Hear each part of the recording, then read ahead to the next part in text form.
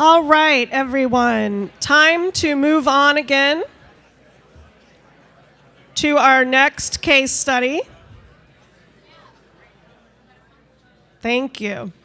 Great conversations going on, I can tell. That's fabulous.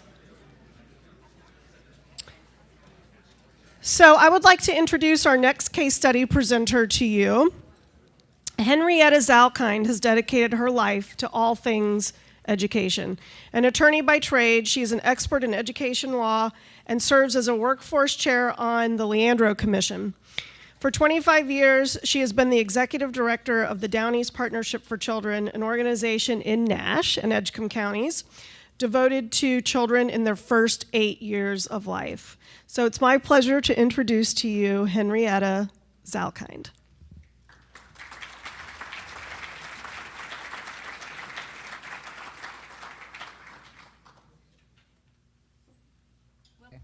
Well, welcome to me, and welcome, and thank you for welcoming me, and thank you for having me. I'm Henrietta Zalkind, and as Catherine said, I'm the executive director of the Down East Partnership for Children, and we are celebrating our 25th anniversary this year. I'm the founding director of the organization. I appreciate being here and letting me tell you our story in 15 minutes, sort of how we got started, what we do, and some of the lessons that we've learned about early childhood education. Because when we started with a vision that every child really could be successful in our counties if we surrounded them with a united and supported community. And our mission is to launch every child in Nash and Edgecombe County as a healthy lifelong learner by the end of the 3rd grade. And just for the record, we are located in Edgecombe County, but we serve both Nash and Edgecombe County, and really every child is our goal. And so right now, we bring about $6.5 million into the community to support local programs and services that blend public money, private money, from a whole variety of different sources.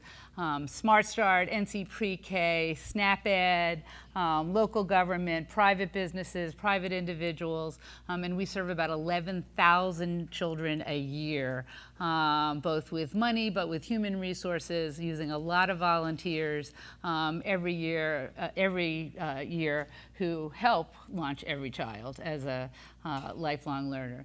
We focus on kids 0 to 8. We hold and facilitate the early childhood system in those 2 counties. And you've heard a lot about early childhood today. And a lot of people think about early childhood just as pre-K or NC pre-K. But early childhood is really all of the things that happen between when a child is conceived and by the age 8. And the reason that we focus on those early years is because that's when you develop the academic and the social skills and the problem-solving skills that you have heard over and over again, that's what business needs, that's who the workforce of tomorrow is going to be. That by age 8, kids should have learned to read so that they can read to learn. But it takes a lot of things. That it's not just about reading and books in the home. There are multiple different things that have to go into an early childhood system. And I'm going to talk to you about what our strategic framework is and the building blocks of early care and education. But we focus on those early years because that's where you get the biggest return on investment. And we look at all of that money that comes in to the community. We look at how to invest that in different programs that we run directly or that we contract with other agencies and organizations to do. But I think it was Catherine who talked about the James Heckman from the University of Chicago. There is the Heckman equation. If all of you haven't seen that economic development report, really goes through what are the returns on investment and shows that the biggest returns, the earlier you start in building the foundation of the talent pipeline, the more return you get. Because if kids get behind and they're not where they need to be by the end of the 3rd grade, they stay behind. And both of the other speakers talked about the costs of that and the cost of kids who don't finish high school and don't finish college. And that's not to say that you don't need the whole pipeline. You need the whole cradle to career pipeline. You need to start early. You need to get them ready for school. They need to make it through the kindergarten divide, and they need to be reading by the end of the 3rd grade. But they also need high-quality programs, K-3 through elementary school. They need the kind of things that the last teacher, the last speaker spoke about. But if they don't get off to a good start, you are not going to get the kind of pipeline and resources and workforce of the future that we need to be able to attract businesses to our communities and rural communities. And you're not going to be able to have people who ultimately graduate from high school in those communities. You're not going to get them to stay in those communities. They're going to leave for more, for greener pastures and better opportunities in other places. So for those of you who have not seen this slide, it comes from the Institute for Emerging Issues, one of the sponsors and partners in this this conference, but it shows the talent pipeline. So if you don't start early, you constantly, as kids move through their educational journey, you lose people. They get behind, they stay behind, they drop out, and they go into low-wage jobs. And there aren't those low-wage jobs anymore.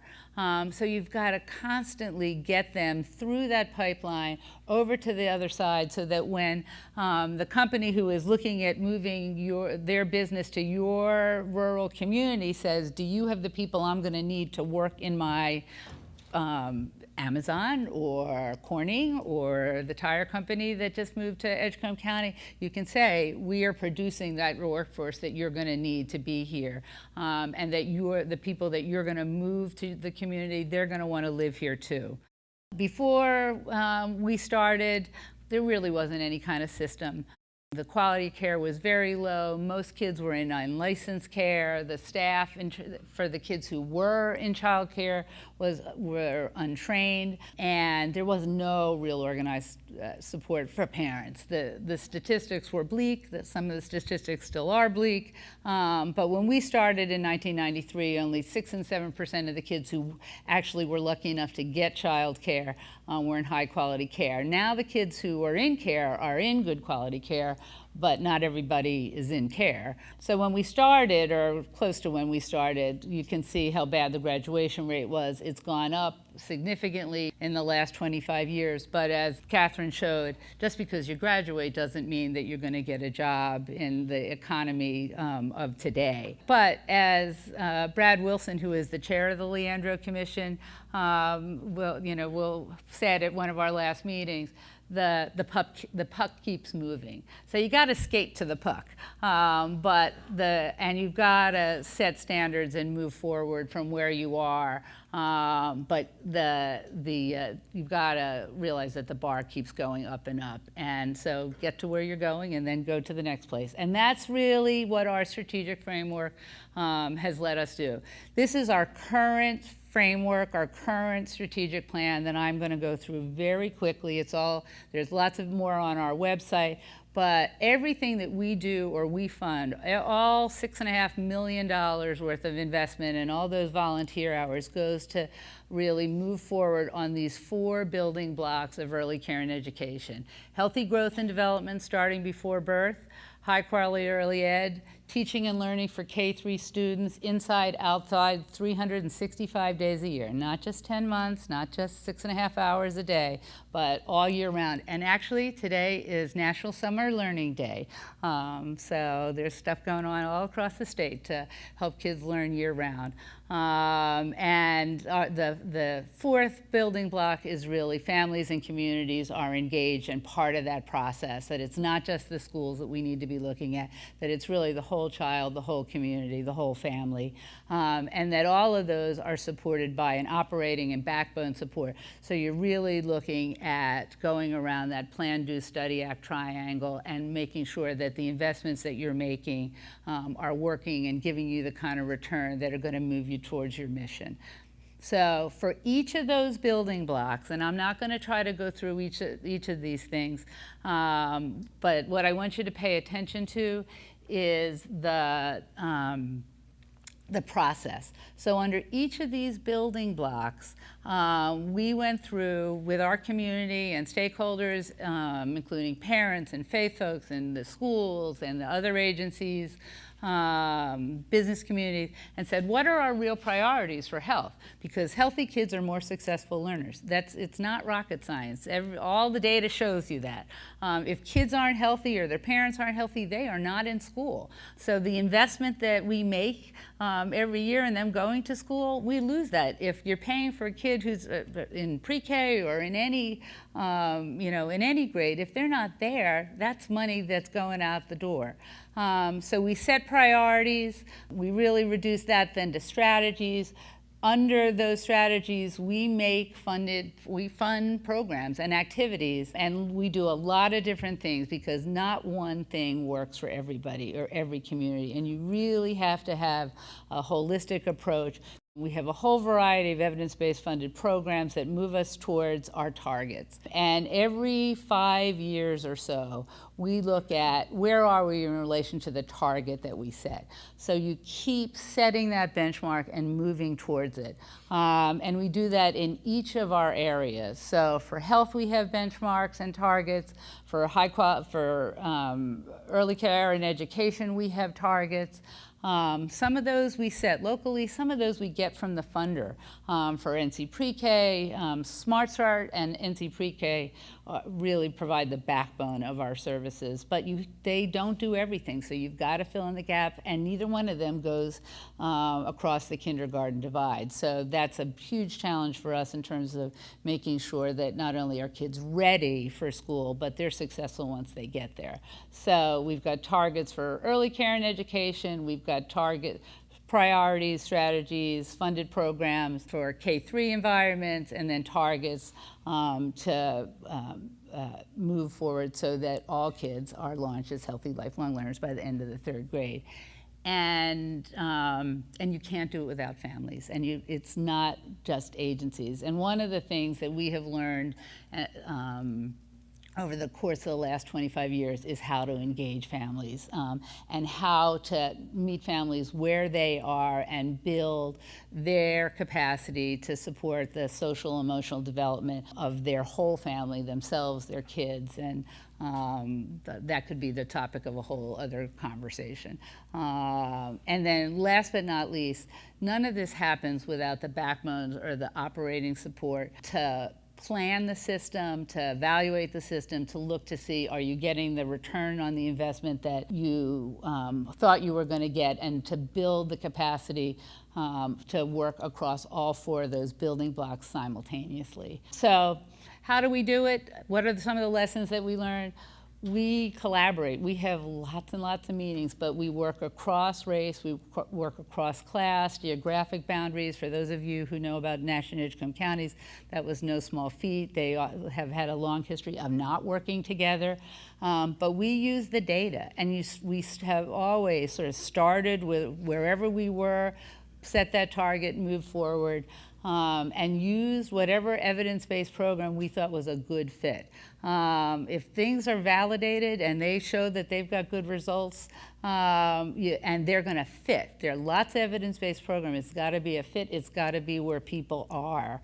And then we bundle programs so that you get enough of a dosage over a long enough course of time. So we try to start with families. We have a scholarship program for 0 to 3-year-olds that we make sure those kids are not only in high quality care, but they're healthy, that their parents are engaged, so that, again, it's not rocket science. You can't just give people a little bit and think, okay, they're going to be ready and they're going to be successful once they get there. You've got to bundle enough resources over a long enough course of time that they really are launched, and that takes diverse funding, and that somebody is coordinating and being thoughtful about how to put that together, how to sustain that, and then how to scale that. And that's a huge problem in North Carolina right now, because neither Smart Start or NC Pre-K are funded at full capacity. And in rural counties, that's even worse. They're not the economy of scale, so You really got to invest in leadership development, build your team, look at where you can collaborate with the school systems. There's an opportunity right now. No Child Left Behind is now Every Child Succeeds. Those first-year plans for the local education agencies are due in the middle of August.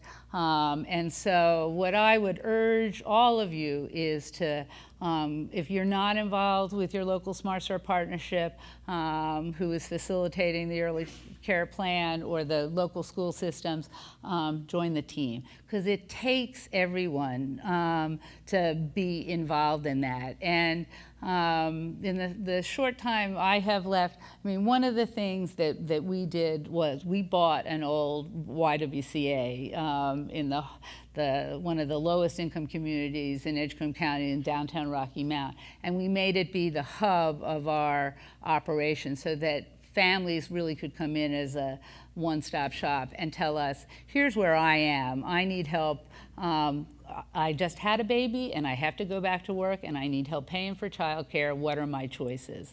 And then once you meet families where they are, and then you help see what other needs they may have for family support, for food, for support from their peers, the Resource Center provides that, and also provides ongoing play groups, play and learn groups for those families that don't have their kids in licensed care. And so I'm going to leave you with the sort of economic impact of both $6.5 million every year in our community. That's a lot of money for Nash and Edgecombe County. In terms of employment, we employ people both directly and then through about 150 different contracts with child care providers, other organizations, and then the people who are in work, because we are paying for almost 1,000 kids a year for scholarships and NC Pre-K. Those people can work knowing that their kids are in high quality care. But last but far from least, that early education is what's building the soft skills, the problem-solving skills, the critical thinking skills that if you don't learn in those early years, you're going to be remediating those in programs in the community college, in the workplace. So we got to really create the workforce of the future today. So that's it. Thank you for having me.